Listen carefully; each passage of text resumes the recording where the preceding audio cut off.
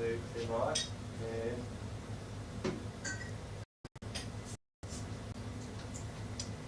welcome to Sharks Rugby Chat. As you know, we're in lockdown thanks to Auntie Jacinda. We were looking forward to having a big Saturday night at the club about 5 years ago, and then we were having a massive Super Sunday. Those things haven't happened. So what we're going to do now is we're coming to you live from the Mead's bar. We've got a few heavies here. You'll see them on. They'll come on screen as we go. We want to get through this pretty quickly. A lot of awards. We have more awards than players at our club. And without further ado, though, I'll put you straight on to Cam Burrows, the amiable club chairman, and he's just going to give you a bit of a wrap of the season. And then we'll have a bit of a chat about it if I think he's missed anything. Cheers, PD. So, obviously, as you alluded to, not an ideal end to the season. Sharks Super Sunday, and this year was going to be Super Saturday, known all around the world for the festivities and the celebrations that go on. But here we are today, just saying a quick thank you, I guess, to all our sponsors, coaches, managers for all the time and effort they put in this year, especially with being our 150th year. A lot goes on behind the scenes to make sure things happen, and we'll touch on the 150th soon. But while we're on the round of thank yous, we'd also like to give a big thank you to Betty, obviously her and her team behind the scenes, all the work they do in the kitchen, keeping us well fed after a hard Saturday. But also John and the team behind the bar. It's working great, having people behind the bar to enjoy a beer, and obviously, keeping the club rooms full. So touching on the 150th, obviously a massive weekend for the club. It was great to see people travel from all around the world to make an effort to come celebrate what it is to be a Shark. It was great to have Crefty coming over, guys from the States, Australia, all these people that, I guess, showed what it means to be a Shark and why our club's so successful, and why people always talk about their times at the Sharks. Obviously that weekend a lot of work went into it, so big thank you obviously to Jack O'Day, who hasn't actually turned up tonight. Unbelievable. Unbelievably so, but obviously him and his organising committee, and Liz Piper, the superwoman, all the work they put in behind the scenes to make the successful weekend.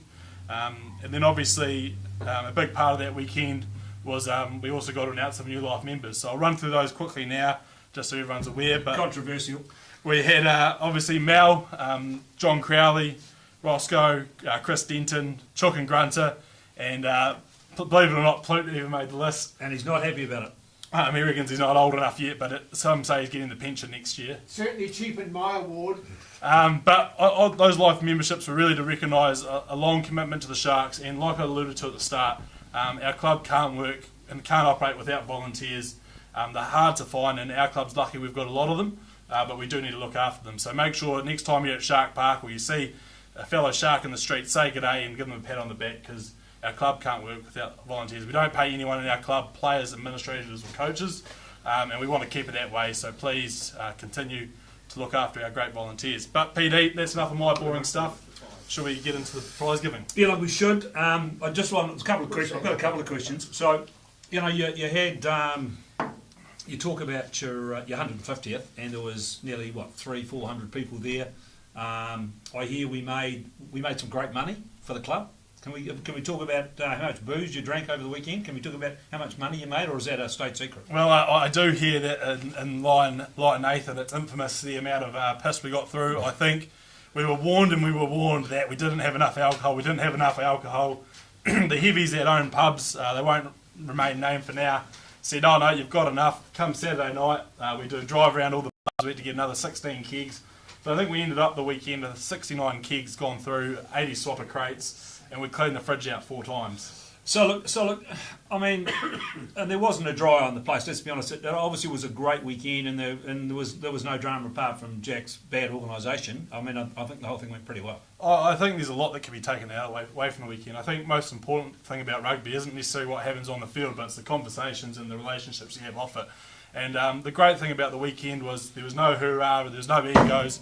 It was just about 400 people sitting around the bar, chewing the fat, talking smack.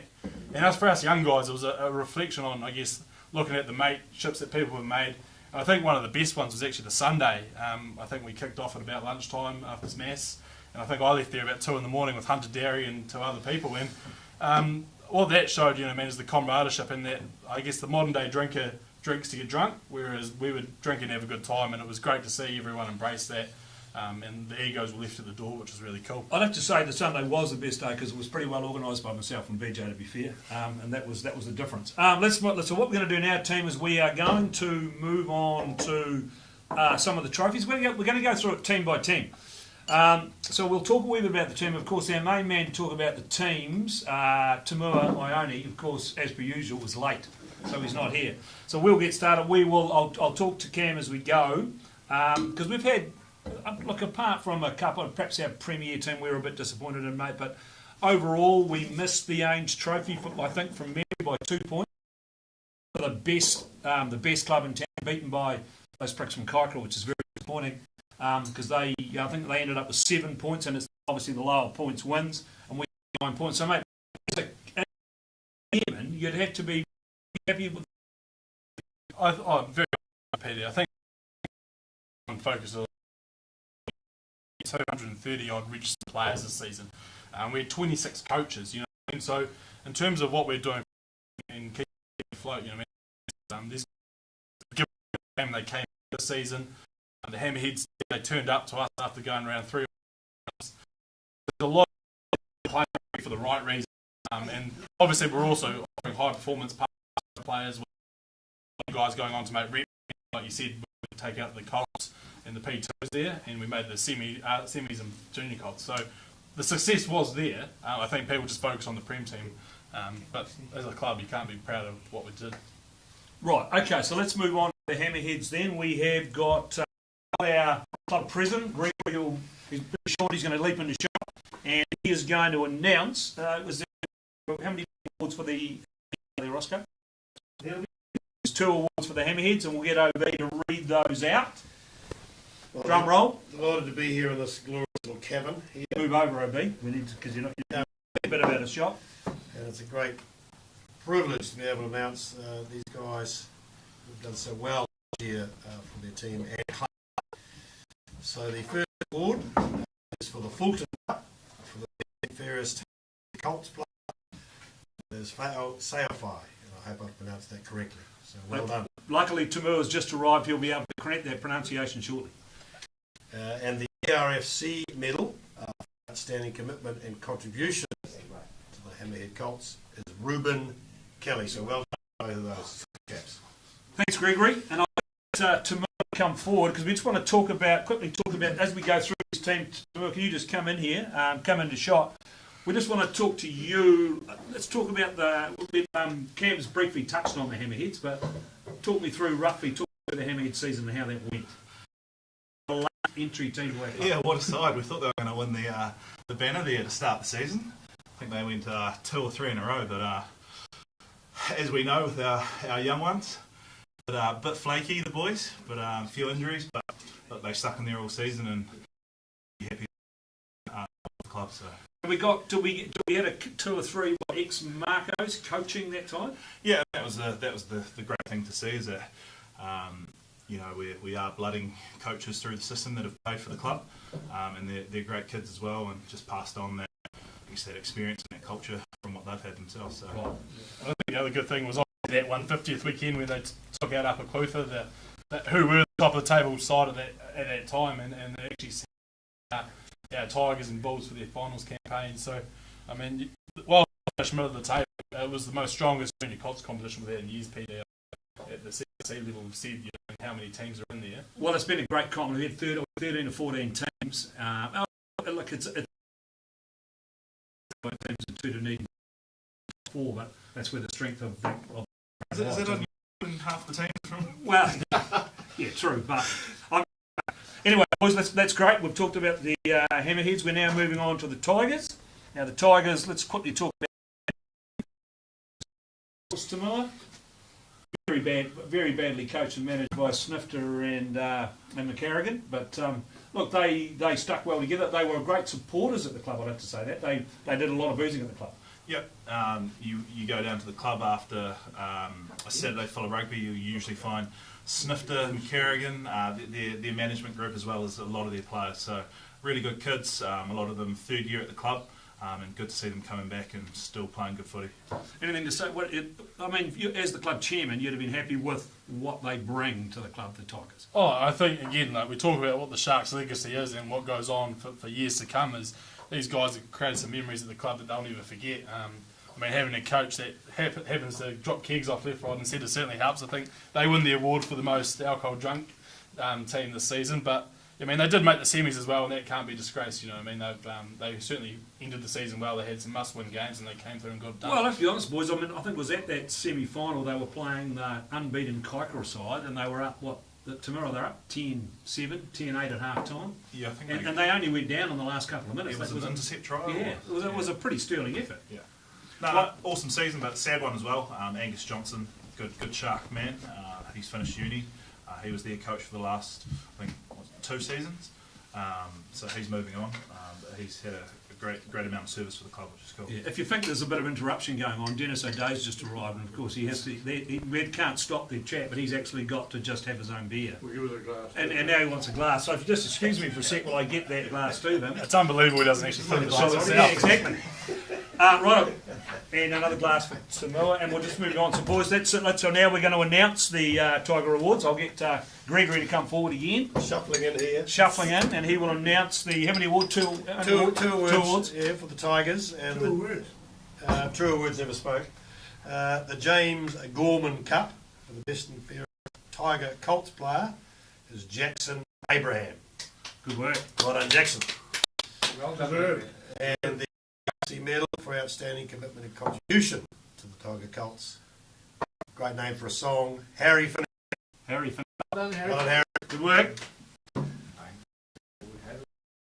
And that was Roscoe just started to sing Harry Finn over in the corner. So look, we now move on to the Bulls, who I think finished second After round. Second after the round robin, but they went down to the second in the semi-final. So talk me through the Bulls. We had Paul Thompson and Higgy coaching that team. Yeah, and the Bulls will be remembered for the trip to Upper Clutha. Maybe not the phone calls that the chairman got after that trip, but so what happened on that? We better have a bit of a quick summary of that. I think after the bus trip, a bunch of students to Alex. They were quite happy when they got to North East Valley to drop them off at 6 p.m. that night. But the Bulls, again, it's their second or third year together as a team, so there's a lot of friendships and connections there that will be built on for life. Again, they won the comp the year before. So, and can you name any of those players? Are these kids that played in that team, will they then come up to be Marcos next year, possibly? Yeah, I definitely think there's a few players that could come through. We're definitely looking at a few of them for this year as well. But as I said, they were hidden around pre-season time. Yeah. That won't change. Okay, so that's the Tigers. We move on to the mighty Tubi Town. BJ Walker's on his way tonight. He's not here yet, so it's probably a good thing. Probably a good thing. But boys, let's talk about the Tubi Town season. A lot of controversy this year. There was a lot of drunkenness. There was lots of cheating at the end of the season. Can you talk me through some of those stories? Well, I think Tubi Town, all in all, are the most improved team in the club. You know what I mean? Last year they played the season and only won a game. This season, they finished. They won the bottom half of the comp and they won a trophy. Hold on, boys. I've made a mistake here. I've gone against my run list. Shambles. I'd like to apologise. We've actually got to name the 2 awards for the Bulls. They will be. These 2 gentlemen will be aghast. Yes, exactly. Sorry about that. But Morris Kerr Cup, name associated with that club. The best and fairest Bulls player is Duncan Fulton. Well done, Duncan. And the DRFC medal for outstanding commitment and contribution, Cade Davis. Well done to those 2 gentlemen. Good work. And I think both boys paid their subs as well, which is even better. It's even better. Okay, so back to Tubi Town. So you said they made a. You're right. They hardly won a game. Did they win a game last year? Yeah. So in the first year we brought Tubi Town back, they only won one game. I think it was against Toko. Apologies if I'm wrong there. But this year they actually won the bottom half of the senior comp, which is actually a good achievement. They beat 6 odd other teams to do that. So. I think that showed the foundation of what that team's about. Lots of guys returning to play with their mates. Strong cabinet focus, which was awesome to see. And most importantly, again, they're at the club every Saturday buying their big bots and enjoying the celebrations, the success of others. So you might want to go into the off-field stuff. Well, I think we need to touch on there was a serious issue, and being the fact that I'm the chairman of the CRC, to come back to my club to find out in a playoff game, admittedly it was for 9th and 10th in that grade, to find that the Alhambra Union Premier prop had played second five for our team, I think sort of doesn't point well at BJ Walker as a selector at least. But isn't that what rugby's about? Here's a guy who wants to play with his mates. Why should he be stopped just because of his the poor decision he made to play for Alhambra Union? You'd have to wonder about the rugby subcommittee too. Let's not get onto that, Jack. Anyway, but also, can we just also note yes, that they won that game because Eastern also put their hand up and said, well, the funny thing for those that don't know, I said that we were more than happy to give the points to Eastern. Eastern came forward on the Sunday night and said, well, we don't think we deserve the win either because we played 3 unregistered players. So that just shows you what actually happens in open grade rugby. and why you don't need regulations in that grade. And possibly you don't need regulations. Righto, so look, 2B Town, we're now going to announce their 2 players of the year. Yes, the mighty Tubi Town, and I was personally at the Battle of Kaitangata where they came out on top. So the Frank McPherson Memorial Trophy for best and fairest Tubi Town player is Michael Daniels. Well done, that man. Well done, Best that man. tackler in the club. Yep. The Jean-Pierre Reeve lookalike. DRFC medal for the outstanding commitment and contribution to Tubi Town, the one and only Elliot Taylor. Outstanding. Bundy, Well Well done, done, that well man. done, Bundy. I've actually got a match report here which goes on for pages and pages, being the school teacher that BJ Walker is. But he does mention in here that young Daniel, who was the player of the year for them, was absolutely outstanding on the tackle. And he also mentions Bundy Elliot Taylor, who I think is actually going to perhaps take over as the player captain coach next year. He's been an absolute. I mean, he's done a lot with this team. He really has gone the length of the field, hasn't he? Well, I think at the start of the season he fell into a fire and burned his hands and said, I'm not playing rugby for the rest of the season. And then all of a sudden he missed it that much. He turns up and he puts his body on the line. And I think he just enjoys getting on the field with his mates, and that's what rugby's all about. Well, I did talk to them as they got off the bus, because you must have been there, Tamil, when they got off their bus when they finished 7th in the competition. You'd think they'd won the World Championship, and they came into We Are the Champions, and Bundy Taylor was actually crying. And their great shark shirts as well. And that their great BJ shark organised. shirts. Well, that was a highlight. You'd have to be happy with those shirts they wore to the 150th weekend. All about the Sharks. They love the about the Sharks. So that's the mighty Tubi Town. So we will now move on to the Marcos, and I think we've got 3 awards for the Marcos. Correct. And we'll get Gregory to come forward to announce the. And by the way, then we'll come back and talk about the Marcos. So the first award for the Marcos, the well-performed Marcos, is the Christopher Cooney Memorial, a very good Marco himself. And this award is selected by the players, and that has gone to Max Webb. So well done, Max. What's the Max Weir, isn't it? Max Weir, isn't it? Well, some people think it's Max Weir, but I've now been assured that it's definitely Max Weir. Where is Max Weir? I'm sure his mother knows that. Isn't it? And the Ray Curran Cup for the best and fairest Premier Marco Cult goes to Ed White. Well done, Ed. And I think, Greg, we And we were also- also going to name the Cabinet College Yes, we Trophy. do. We also have a Kavanagh College trophy for best performed former Kavanagh College player, and that goes to EJ Lam Chong. So well done, EJ. Well done, that man. Well done, EJ. Boys, got you back in, because let's talk about EJ for a start, because I mean, we were trying to decide which team he actually played for. He was named as a Marco, is that correct? Yep.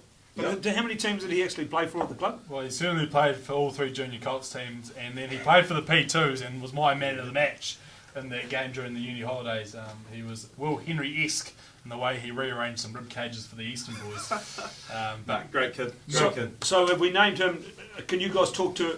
Is that why he's got the Cabinet College Trophy? Because he's been such a great club man. Is that pretty much what it's about? Yeah, so he was a junior at the club, played his footy there, went to Kavanagh, and then who was it?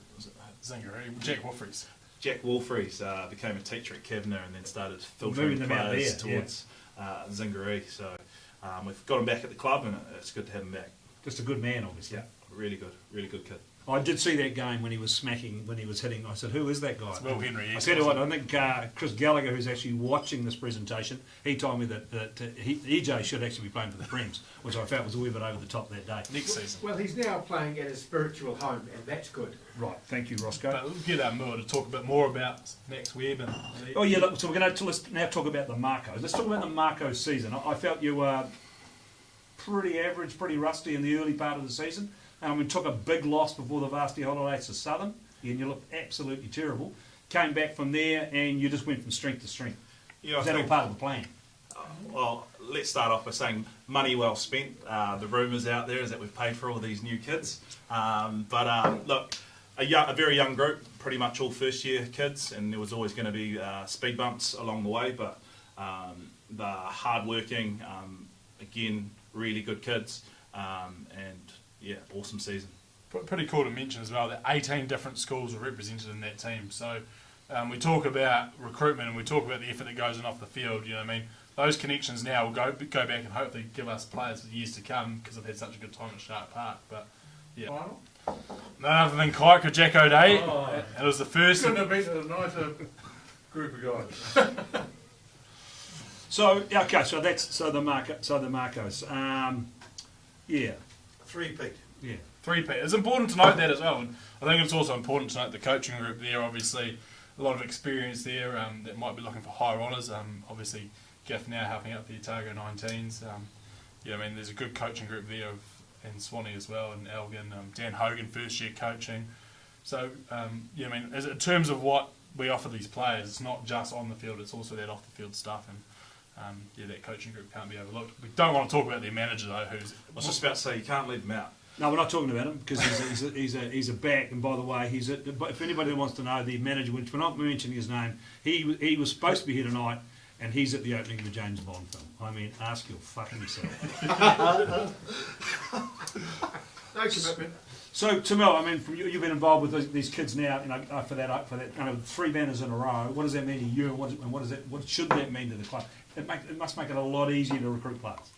Oh, it definitely makes that side of things easier to be able to deliver on, what you're going to provide for these kids when you first talk to them, and for them to see that and then follow through on it in terms of a result. But I think the best thing for us is that these are actually good kids, especially this year. Each week, Marco showed up at the club after their games, and I just can't stop talking about the quality of the individuals outside of rugby. So. Okay. Righto, boys, let's move on to our other big winners this year. We'll move on to the Prem 2s. Now, do we want to talk about the teams? Because I've got that order around the wrong way now. Do we want to... Get OB and do the awards. OB, come in, since I've changed the order around. Yeah, fair enough. So OB is going to give us the outstanding awards for the Prem 2 team. Yes, the well-performed P2s, championship winners, the Delahunty Rose Bowl for best and fairest Premier 2 player goes to a good Southern lad, Ollie Lee. Well done, that Big Ollie. Blinder in the final. Are in the final. The DRC medal for outstanding commitment and contribution to the P2s. A very good cabinet lad himself, Liam Lavelle Poole. Outstanding. Well done, Liam. Well, I'll bring you back. So, I think it's just important to note there that the cabinet player that might have just missed the running there, Richard Thompson's actually just sent through a message, and I do know you were the runner-up this year for the cabinet trophy. You haven't won it yet, but your best years are still yet. he's got 3 more years to win it. So we won it 3 out of the last 4 years. Sounds about right. They've definitely been in the final 3 of the last 4 Yes, years. because we went out to Green Island and won it last year, and this year, who did we beat this year, Dennis? Fabian Holland, was it? Right. Mr. Cook. Nice, yeah. Yes. I think also it's important to note about the P2s is there was the return of the super coach, JC and Mark Scully. I mean, you look at the coaching pedigree there. I think JC's claim to fame, he's won about 4 banners, and Mark Scully obviously thinks he knows a thing or two. We're still waiting for that end of season piss up too, Sculls. Was he supposed to be actually putting a piss up on? He's promised the piss up. Right. His famous halftime speech was. He didn't use that again this year. No, I was too busy out the back trying to keep my lungs back. But Right. Read the asterisk, Paul. Yeah, certainly. But at the same time, so we've got a mixture of what? A lot of, we just named that Ollie Lee's gone up and he was one of their players of the year, straight out of the Marcos from last year. Yeah, so I mean, as I said, the Marcos were made up of a lot of first-year students, so it meant that we were pushing up a lot of the guys that have been involved over the last 2 or 3 years, and Ollie Lee was one of them. I think he almost played 50 games for the Marcos. So him along with Ness Scully, Gus, there was a whole bunch of them, so it's good to see them progress and continue to play for the club. And for me, I was away, I was at the airport actually on the day of the final, and the Olympics were going on, and I was with the Spirit, and they're all watching How did the Spirit go this year? Sorry, carry on. Great season, great season. They were all watching the Olympic, was it the semi-final against Fiji? Yep. Going crazy, and I was on my own watching the Prem 2 final and seeing Tomo run through, chuck his fin up. It was just great scenes. But it was also great to see Nick Daniels, Riley Forbes, 2 young guys, and I think they were the difference. I mean, having played for the team towards the business end of the season, having a good 9 and 10, and obviously Boothie at that ripe age of 44. But yeah, certainly Riley Forbes is a special one to mention as well, the difference he made to that team. Oh, and if you go back to the final, you had you mentioned Ness Scully before, and in that final when they had all those injury problems during the game, he played four positions in a final. That's not a bad effort to it. No, he's again another great kid. He's got no kicking game like his father. I noticed when he went in the first 5. He'll just put his hand up and do whatever's asked of him. He played a few games for the Prems this year as well. Good club man. I have to also mention that he actually made a lot of tackles again, unlike his father when he played rugby. and you've probably got to mention the big boppers as well, big Bruno and Johnny Stowers. I mean, when you're bringing 350 kgs off the bench with 20 minutes to go, I'd be shooting my dads too. The club chairman didn't play too badly for them on occasions either. We shouldn't forget that. He's just But I mean, too modest to mention. Yes, good idea. But just quickly on Tomo, because if you go back to that game, boys, and you guys have played a lot. You've played a lot of rugby with Tomo. So Tomo, and I talked to him after the game, and he said to me, admittedly, I didn't do that much during the game, but when it really counted, at the end of the game, they were hard on attack. He wins a line-out. He steals one of their line-out balls inside the 22, and then about 5 or 6 plays later, he's galloping over under the post. I think what we're seeing, even though rugby's evolving, is that set piece is still king. When you win all your line-out ball, and then you can pilfer a few as well, it just shows Tomo's value outside of the nothing that he does in the rest of the game. So, Well, I think the silly thing is you can stand in the line and say it's going to Tomo, it goes to Tomo, and you still win the ball.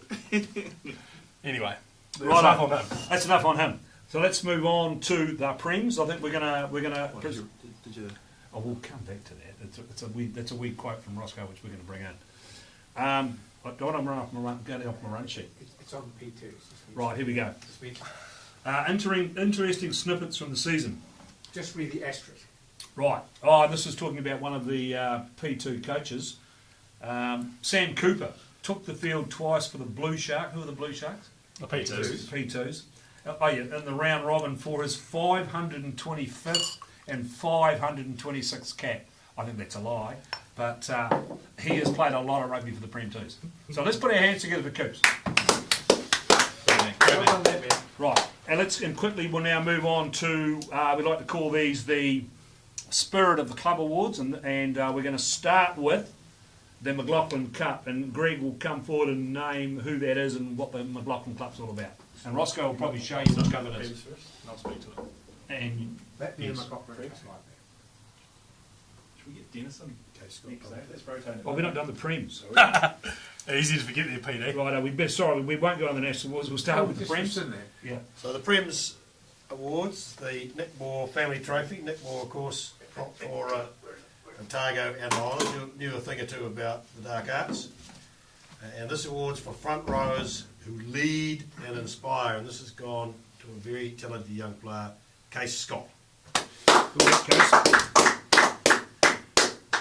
The Clembeck Cup, which I think has been presented since Jack O'Day was a young lad.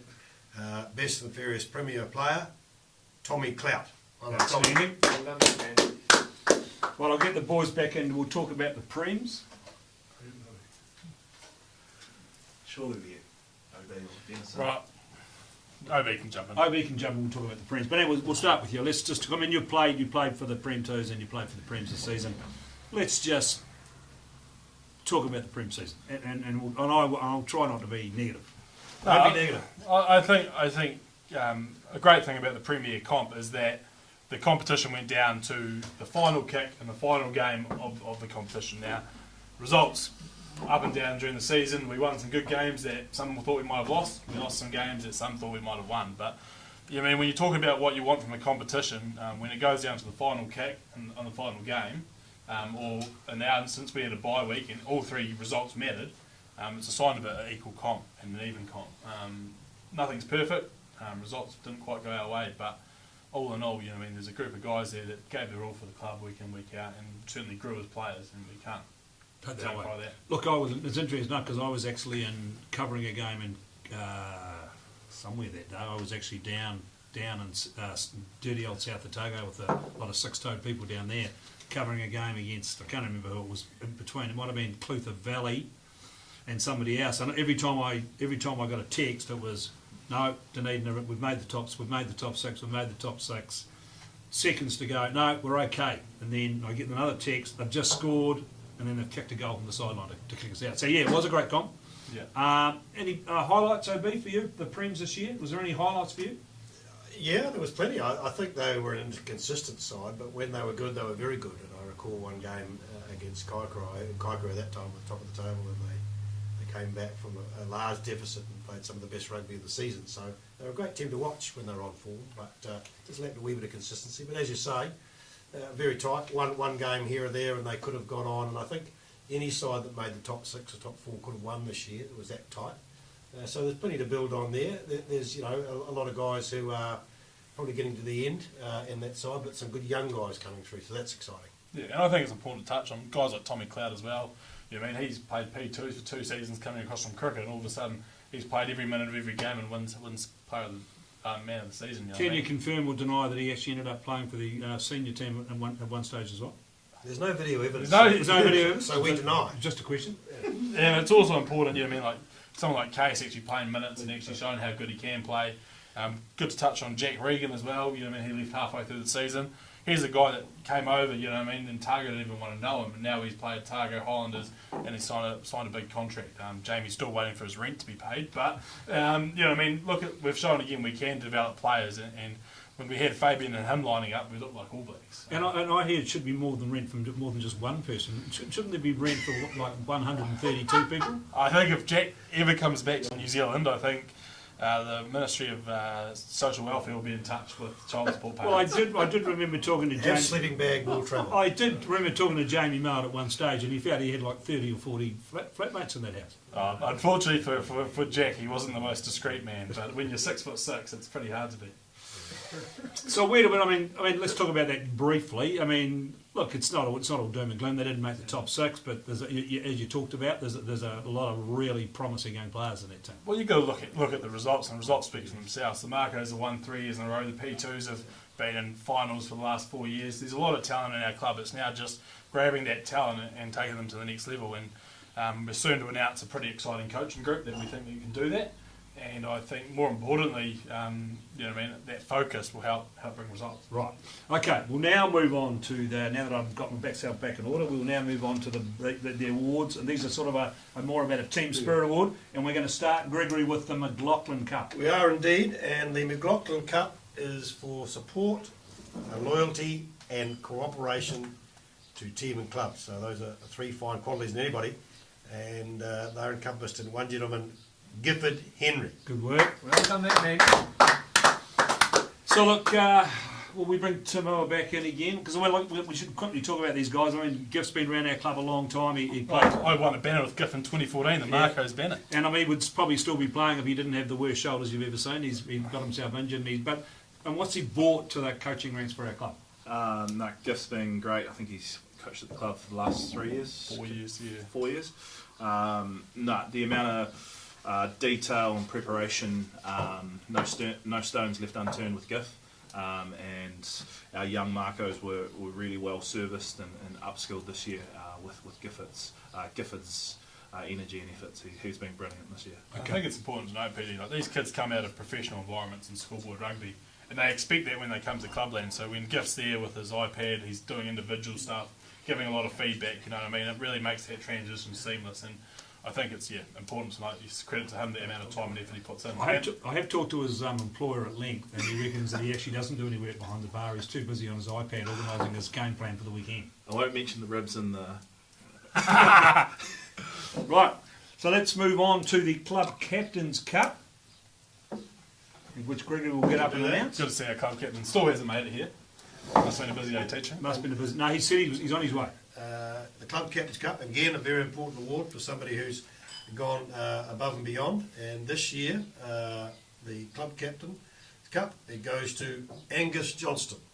There we go. You boys touched on Angus before, actually, because he's a good man. He actually ran the coaching. I mean, Snifter tells us how good a coach he is, but we know that Angus actually is the coach of that team, and he's leaving.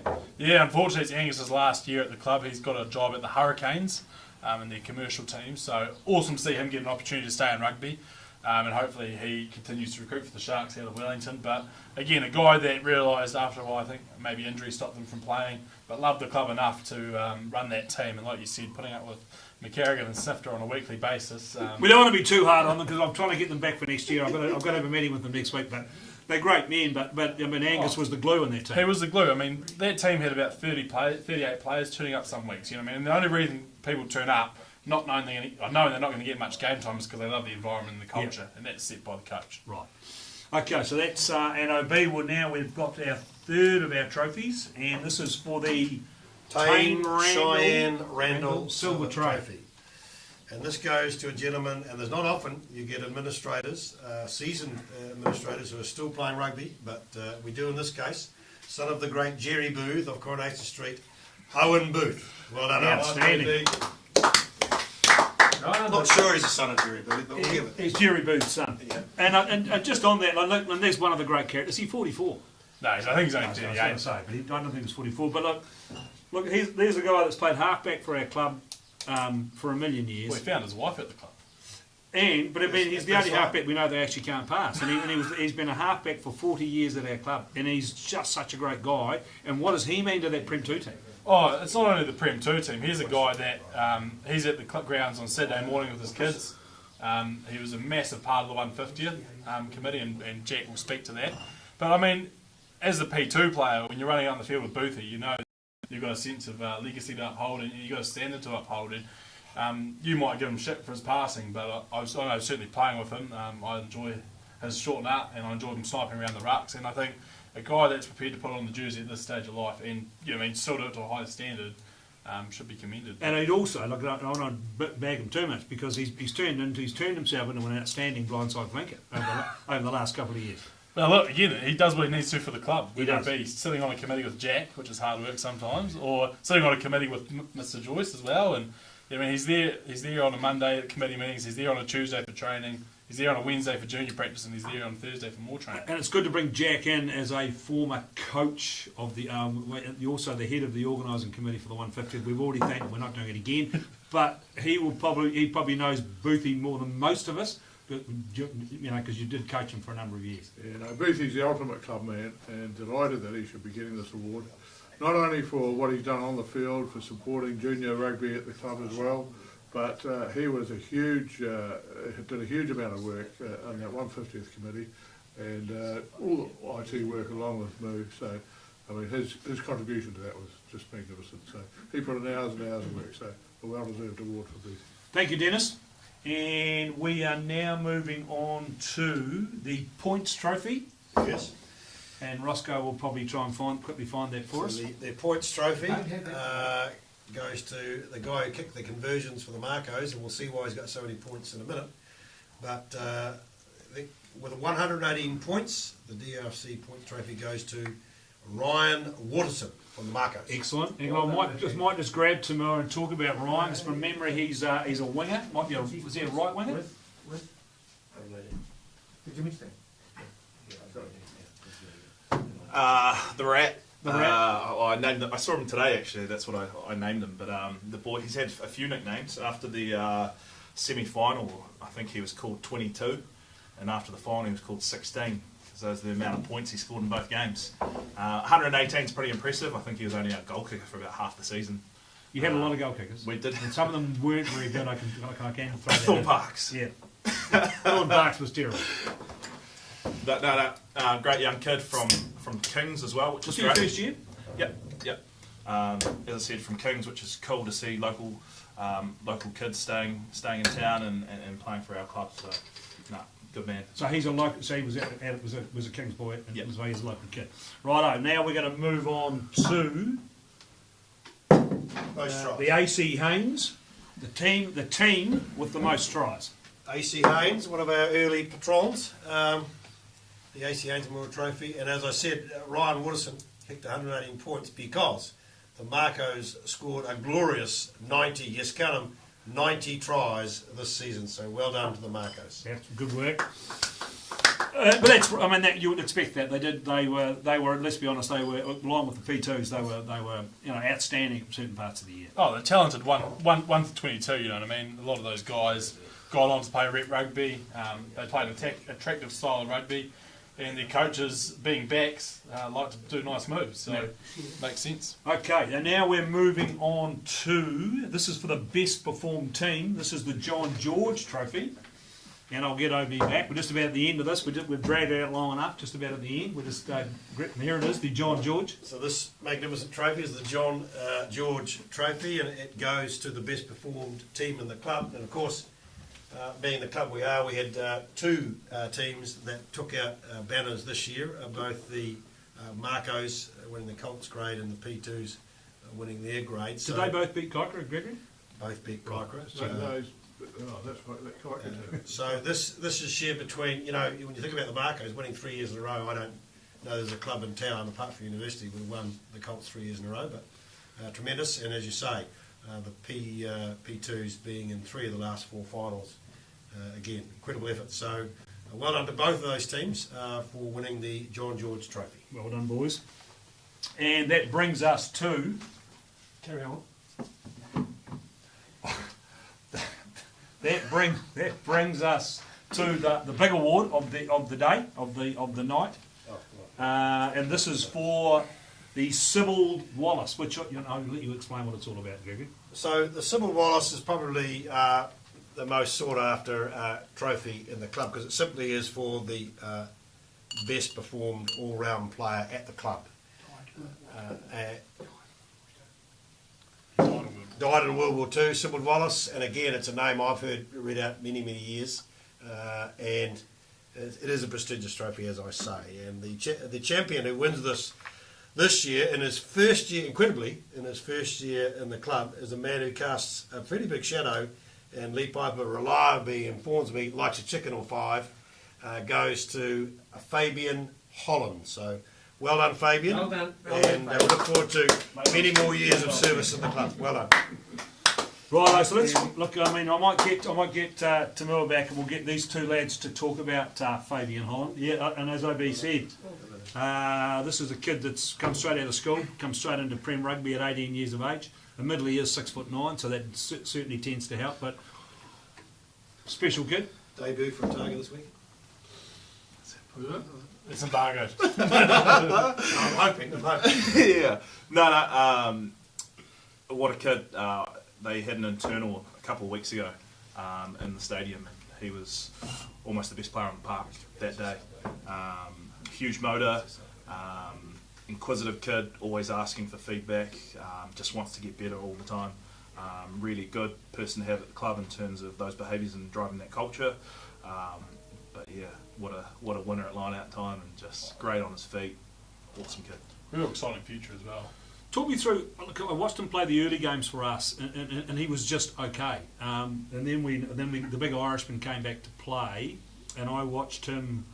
I think it was against the Lamb Reunion. We'd lost a couple of games earlier, and in that game, Fabian and the big Irishman were Jack were playing that day, and I just watched them that day. And basically, he just followed Jack Regan around for the whole day, and I think since then he just grew another leg. You were playing in that game. Yeah. I mean, it's tough. Like I said, the guy's only 18. He comes into an environment and everyone's going, "Wow, you're massive.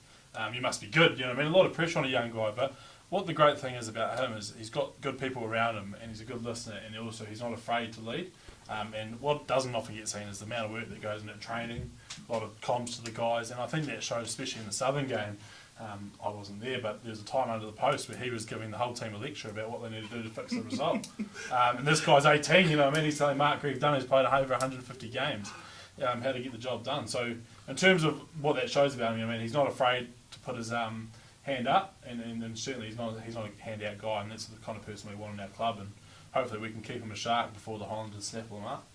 So I was at that game tonight. I think you might have been there as well. And they were under the post, and they were going pretty well against Southern, and the wheels started falling off. And he got them all around in a group, and he absolutely gave it to them. It was just amazing to see from an 18-year-old kid. Yeah, I think it's just because he puts the work in. So he's had all that preparation. He knows what needs to be done. He knows what the fixes should be. As I said, he drives culture because he drives good behaviours. And I hope he's at the club for many a year. So there it is, Fabian Holland. He is your Sybil Wallace Award winner. And against my better judgment, we were trying to keep Roscoe out of this presentation, but he wants. I'll come back at the end, but Roscoe wants to have propose a toast to the club, which is outstanding, and then we will just about not far from wrapping this whole thing up. How are we, fellow Sharks? I hope you all enjoyed your season, but get away home now to your mums and your dads and your wives, and make the most of the off season. Come back next year, like I do every year, fitter and smarter, and remember this. Speight's 3 stars is truly great. There's little doubt about it. The wonder is how a shark can go a single day without it. God bless. All the best, men. Meads. The floor is yours, Paul. Thanks, Roscoe. The good thing about that, most of them would have switched off. Yep. So look, that's it. Some 45 minutes ago. That's it. That's it from the Shark prize giving. I'm sorry it wasn't the same as the normal prize giving. Best we could do on short notice. And pretty much that's it. Good night. Good night. Good night, lads. Outstanding work. Good work. Well, I think that's the way we do it. That's not, We no never have hooting another and function roaring, again. throwing food, no having to shout. We never had to. Once did you guys have to say, would you shut